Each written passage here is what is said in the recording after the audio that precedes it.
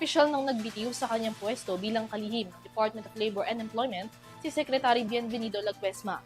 Ang kanyang pagbibitiw wala raw halong politika o kontrobersya kundi dahil sa kanyang kalusugan. Kasunod nito, mayroon na ring bagong talagang kalihim ng DOLE. Kilalanin siya sa report ni Vanessa Cleofas.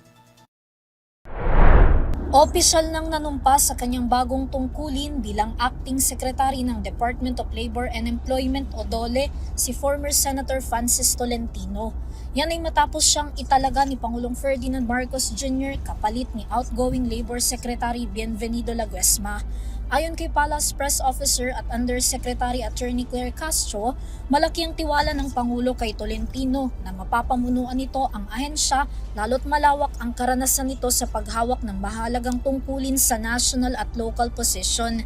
Sinabi ni Castro na ang dahilan ng pagtatalaga ng bagong kalihim sa DOLE ay dahil sa pagbibitiw ni outgoing Secretary Laguesma, bunsod na rin ang kanyang health conditions. Sa inilabas namang pahayag ng DOLE, kinumpirma ni Laguesma ang kanyang pagbaba sa pwesto para raw maipagpatuloy ng ahensya ang layunin nitong maisulong ang pagpapaunlad sa mga oportunidad na trabaho gayon din ang proteksyon, kapakanan at karapatan ng mga manggagawang Pilipino. Kinakailangan daw muna niyang magbitiw upang may humaliling nararapat sa posisyon habang tinitiyak ang maayos na transition ng pamunuan ng DOLE. Nananatili pa rin daw ang kanyang patuloy na integridad at malasakit sa iniwang tungkulin.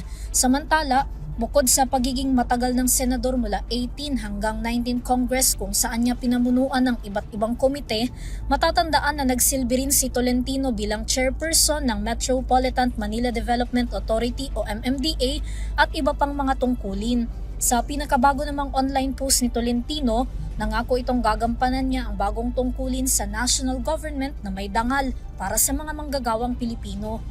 Para sa UTV News, Vanessa Cleofas, sumasaludo sa bawat Pilipino.